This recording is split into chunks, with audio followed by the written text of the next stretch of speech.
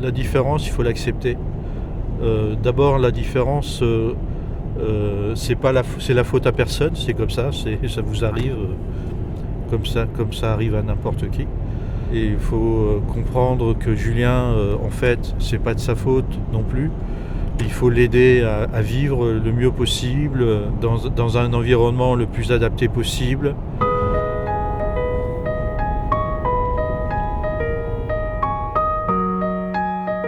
Atypique et alors, un podcast pour entendre la vie avec un enfant autiste.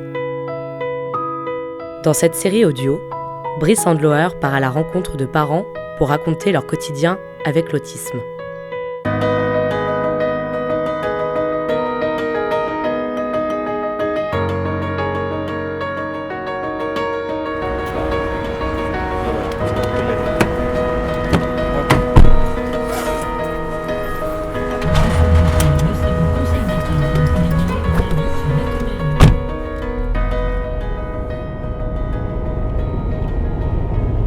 Je m'appelle Thierry Bastien, je suis le père de Julien, autiste sévère.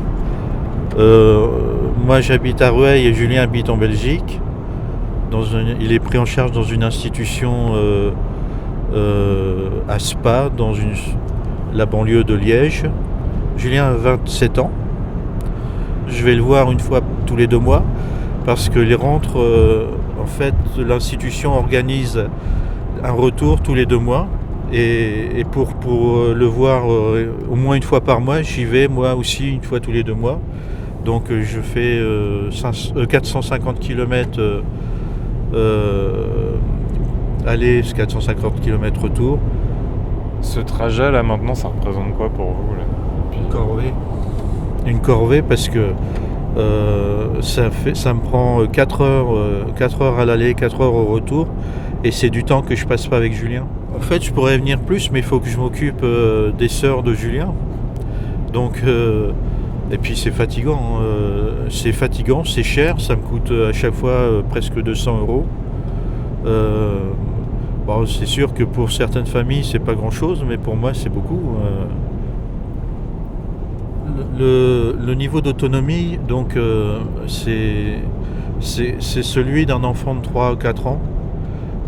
Donc un enfant qui va savoir aller se coucher, se lever, qui ne saura pas déjeuner tout seul, qui sait allumer la télé mais qui ne sait pas choisir les chaînes, qui sait faire couler son bain mais qui ne sait pas se laver. Si je le lave pas, il se lave pas, donc ni les cheveux, il se rase pas, il se lave pas les dents, il sait pas faire tout seul. Il sait s'habiller si je suis à côté et si je suis patient. Si je suis pas patient, il va faire en sorte de traîner jusqu'à ce que je l'habille moi-même. Il sait pas se faire à manger, il sait pas se servir. Les gens disent de nous qu'on s'entend bien, enfin qu'on se comprend bien. Moi, c'est vrai que je comprends bien Julien. Alors c'est vrai qu'il parle pas, mais qu'il a une façon d'exprimer ses besoins que je comprends. Bon, il a des mots, enfin des mots, c'est pas des mots, mais des bruits qui veulent dire le train, ou qui veulent dire j'ai faim, ou qui veulent dire j'ai soif, ou j'ai envie d'aller aux toilettes.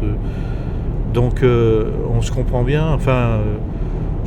Et puis il y a des fois je le comprends pas, alors avant il s'énervait, maintenant il prend son mal en patience, puis il me montre, ou alors si je comprends vraiment pas, tant pis, il passe à autre chose. Ça j'ai la chance pour ça. Et donc le fait que Julien soit pas en charge dans cet établissement là, moi ça me rassure parce que je sais qu'on s'occupe de lui correctement, il n'est pas maltraité, enfin. On peut pas garantir qu'il soit pas maltraité parce qu'on n'est pas sur place. Mais bon, quand il rentre, il n'a pas de bleu, il a pas de. Ils utilisent des méthodes qui permettent de communiquer avec le jeune par le signe et par l'image surtout. Et donc, pour Julien, par exemple, je sais qu'ils utilisent des pictos pour le retour, pour lui indiquer que c'est pas encore maintenant. Donc il y a une image de car, l'image du car, donc sur un calendrier, donc il le déplace jusqu'à ce que ça arrive sur le pitot de la maison. La mère de Julien est décédée en 2013 des suites d'un cancer violent. Il faut savoir que Julien, avec sa mère, était fusionnel. Et donc quand elle est décédée, on se demandait ce qui allait se passer. Et en fait, ce qui a été très surprenant, c'est que quand elle s'est trouvée dans ces derniers jours, j'avais amené Julien pour qu'il lui dise au moins au revoir. Et en fait, il lui a dit au revoir, mais brièvement, il a voulu partir tout de suite. Et ensuite, il n'a plus jamais voulu retourner dans cet établissement. Et quand il est à la maison, des fois, je veux l'emmener, on va se balader, on fait un détour par le cimetière, et il refuse de rester, d'attendre. Donc c'est vraiment étonnant ce qu'il a fait avec sa mère. Vous pensez qu'il a fait son deuil, Julien ? Oui, moi je pense que lui, il a fait son deuil, oui. Oui.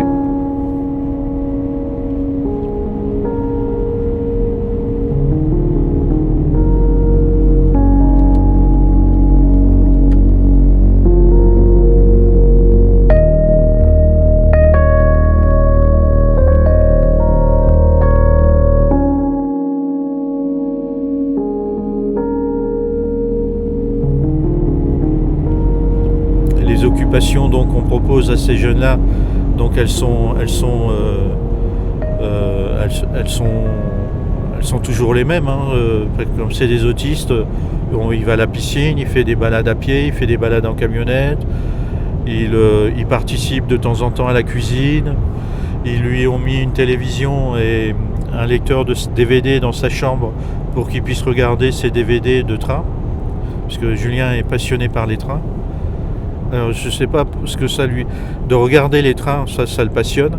Mais alors, ce qui vraiment, pour lui faire plaisir, il suffit de l'emmener faire un tour en train. Et alors là, il est ravi. Alors, normalement, un week-end avec Julien, c'est une séance de cinéma. Et une fois la séance est terminée, donc après, on va chez McDo. Parce que c'est son truc aussi, il aime bien McDo. Et après, on reprend le train pour retourner à Spa parce que tous les week-ends, je le ramène à Spa pour dormir. Parce que chaque nuit passée, pour l'établissement, c'est une nuit payée par la France. Parce que la France rémunère les établissements par rapport aux nuits, pas par rapport aux journées. Donc pour éviter que l'établissement perde de l'argent, je le ramène toutes les nuits. Et le dimanche matin, je le récupère. Et en général, soit on va à Liège, par le train aussi, soit on reste à Spa quand il fait beau. On peut se balader dans Spa. Mais franchement, Julien, il préfère aller à Liège, même si on fait que l'aller-retour, par le train.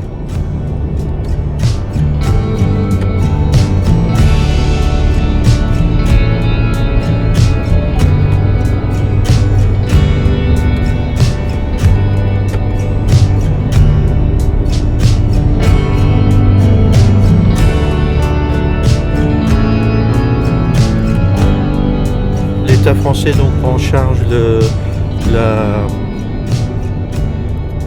l'accueil en internat de Julien. Et nous, on paye le ticket modérateur, donc c'est d'environ 500 €, 5 à 600 € par mois. Il y a combien de familles qui sont dans ce cas-là, à savoir que l'État français prend en charge la prise en charge en Belgique Alors, je voudrais pas dire de bêtises, mais il me semble qu'il y en a 7000. Et rien qu'à Spa, il y a 90 enfants. Et sur ces 90 jeunes, parce que c'est que des adultes, sur ces 90 adultes, il y en a 70 qui sont français. Parce qu'un établissement en Belgique, il faut quelques mois pour l'ouvrir. En France, il faut quelques années. Donc déjà, pour faire revenir tous les enfants en France, il faudrait une véritable volonté et beaucoup d'argent. Moi, je suis satisfait de sa prise en charge, même si je trouve que sur le point de vue des médicaments, il est quand même vachement médicamenté. Je pense que pour qu'il puisse encadrer correctement tous les gamins, ils sont obligés de passer par là. Ils sont pas assez nombreux, chaque groupe à Spa c'est 15 jeunes, et donc 3 éducateurs c'est pas suffisant pour encadrer 15 jeunes s'ils sont agités,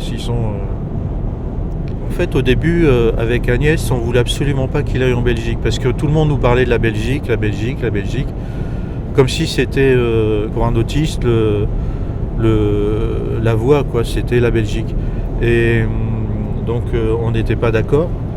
Et en fait, ce qui s'est passé, c'est que le psychiatre de l'institution dentaire nous a un peu effrayés. Enfin, il avait vraiment des réflexions complètement imbéciles, je vais dire. Donc Agnès, c'était elle qui le récupérait. Elle avait réussi à faire aménager son temps de travail pour pouvoir le récupérer le soir. Mais bon, elle passait son temps à le sortir parce qu'il avait des colères, parce que ça devenait invivable. Donc on ne pouvait pas s'occuper des filles qui étaient plus jeunes et qui demandaient aussi du temps. Donc on a beaucoup discuté là-dessus, et puis on a pris la décision de chercher nous-mêmes un établissement en Belgique, parce qu'en fait Nanterre n'était pas fichu de nous conseiller. Ça, je pense que c'est une volonté. On décide qu'il faut prendre en charge tous les enfants, même handicapés, mais on ne donne pas les moyens. Alors qu'en Belgique, c'est l'inverse. En Belgique, ils donnent les moyens, donc ils ont formé plein de jeunes pour être éducateurs, ils ont construit plein d'établissements.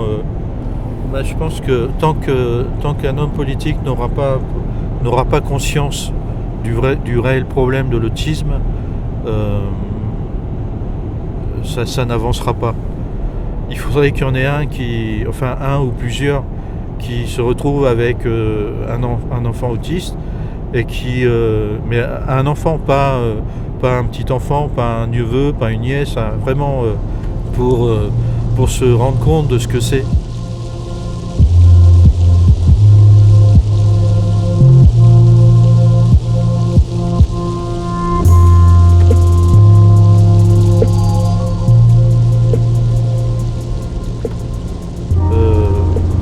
La colère, c'est passé, ça. Maintenant, je me dis que c'est bien dommage, quoi, pour nous. Si c'est plus de la colère, c'est quoi? C'est de l'amertume. C'est là quand je me dis, c'est de l'amertume, ouais. Je trouve que c'est pas juste, c'est injuste. On participe à la vie collective, et nos enfants sont mis de côté. Alors c'est pas juste. Pourquoi ils sont mis de côté d'après vous? Parce qu'on va nous dire qu'il n'y a pas d'argent, parce qu'on va nous dire qu'il n'y a pas de moyens. Tous les moyens existent, mais bon, ils ne sont pas utilisés. Donc, c'est quoi la vraie raison d'après vous? Je pense que tout le monde s'en fout. Hein. C'est pas plus difficile que ça. On va présenter un film, mais bon, ça va faire parler pendant une journée, 2 jours, et puis après c'est oublié. On retourne dans l'oubli. Non, je pense qu'on s'en fout. Le vrai problème, c'est que les gens, la plupart des gens, quand on parle d'autisme, ils pensent à Weidman, ils pensent au jeune là qui vient d'écrire un livre, mais c'est pas ça du tout. La plupart d'abord, il y a beaucoup d'autisme, mais la plupart sont des autistes sévères qui seront à la charge de leur famille toute leur vie. La différence, il faut l'accepter. D'abord, la différence, c'est la faute à personne, c'est comme ça, ça vous arrive comme ça arrive à n'importe qui. Et puis, donc il faut en vouloir à personne, il faut faire preuve de philosophie, c'est-à-dire il faut l'admettre. Il faut admettre que ça vous est arrivé et il faut comprendre que Julien, en fait, c'est pas de sa faute non plus. Il faut l'aider à vivre le mieux possible dans un environnement le plus adapté possible. Alors c'est sûr que lui préférait habiter avec nous, mais il a, je pense, bien compris que sa maison maintenant c'était à Spa et que c'était sa maison, quoi. J'espère qu'on pourra le ramener quand même, parce que je voudrais pas qu'il fasse partie du carré du cimetière de Spa, parce que dans tous les villages où il y a des établissements, dans le cimetière il y a un carré qui est réservé aux Français.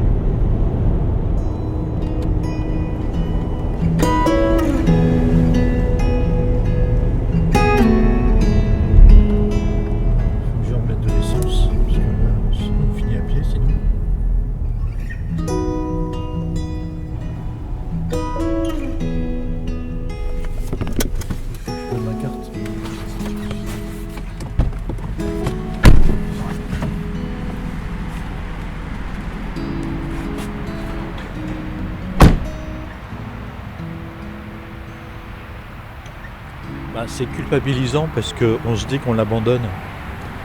Donc on culpabilise tout le temps quand je repars. J'ai toujours un nœud au ventre, parce que je me dis merde, je suis en train de le laisser, il va rester encore un mois tout seul, il a absolument besoin de nous. Donc mais bon, c'est comme ça, c'est la vie, donc on n'a pas le choix, il faut rentrer, donc je rentre, mais vraiment j'en ai gros sur la patate à chaque retour. Bon, heureusement qu'il y a le boulot et puis les filles, mais pour oublier, tous les jours je vais penser à mon Juju, donc à chaque fois je vais repenser quand je rentre comme ça, je vais repenser à ce qu'il a fait, à ce qu'il a dit il y a 2 jours, il y a 3 jours, puis après ça s'estompe. Il y a des gens qui vous aident quand même à vous défaire de ce sentiment-là? Non, quand on est tout seul, après, non. Puis bon, toutes les autres, tous mes copains, tous mes amis ont leur vie, donc puis je vais pas les enquiquiner avec ça. Non, c'est ma croix. Je suis content quand il est souriant, c'est agréable, quoi. Ça veut dire que ça lui fait plaisir, ça veut dire surtout qu'il est vachement plus conscient que ce qu'on veut bien le faire croire, quoi. Enfin, dans sa tête, c'est quand même bien organisé pour savoir me reconnaître, savoir que je vais venir. Là, ça fait 1 semaine qu'il sait que je vais venir, donc je suis content de le voir. Quand on parle des autistes, on dit tout le temps qu'ils sont dans leur monde. Mais leur monde a quand même plus souvent leur monde est en connexion avec le nôtre que pas du tout. C'est pas que nous qui faisons la démarche d'aller dans le monde des autistes, mais les autistes aussi. Juju, je vois bien qu'il fait quand même des efforts pour être avec moi, quoi. Juste une autre perception de la réalité, en fait. Ouais, mais ça, il n'y a que les parents qui peuvent s'en rendre compte. Je trouve.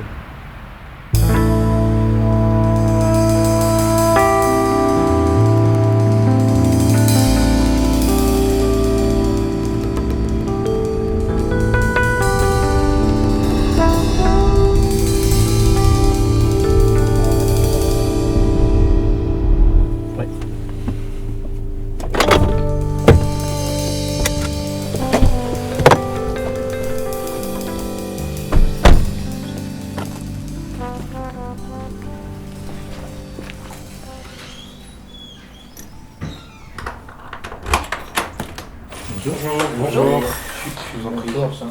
Vous allez bien? Oui, bonjour. Vous allez bien? Il est prêt, il est en forme. Il est impatient. Merci.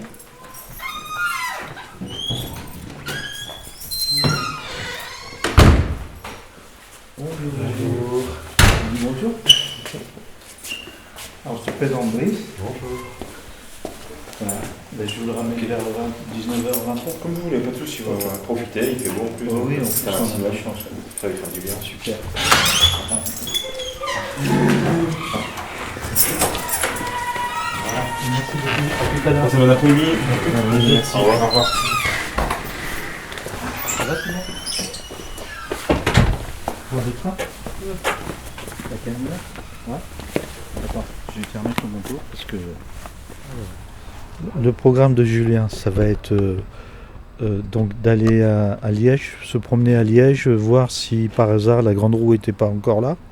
Parce que si à la grande roue, il va vouloir monter dedans. Et puis revenir. Et on y va en train. Tout en train. C'est une après-midi tranquille pour moi parce que on fait que des choses qu'il aime bien. Hein, Julien?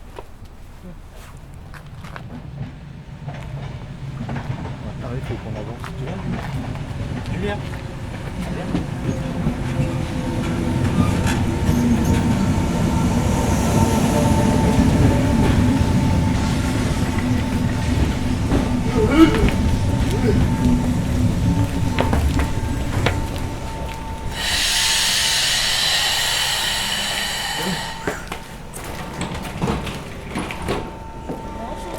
Bonjour.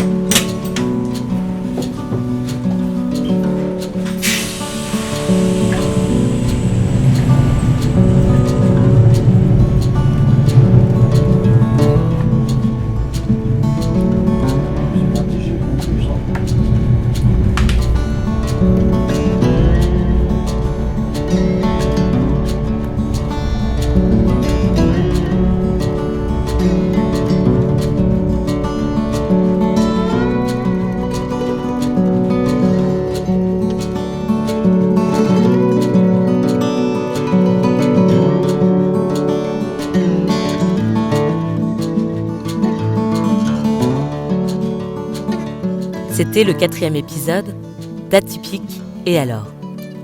Merci beaucoup de l'avoir écouté et merci à Thierry Bastien de nous avoir livré son témoignage. Pour plus d'informations sur la situation des familles françaises avec un enfant autiste pris en charge en Belgique, nous avons rédigé des articles complets à ce sujet sur notre site internet originel.fr. À bientôt pour d'autres témoignages de familles confrontées à l'autisme.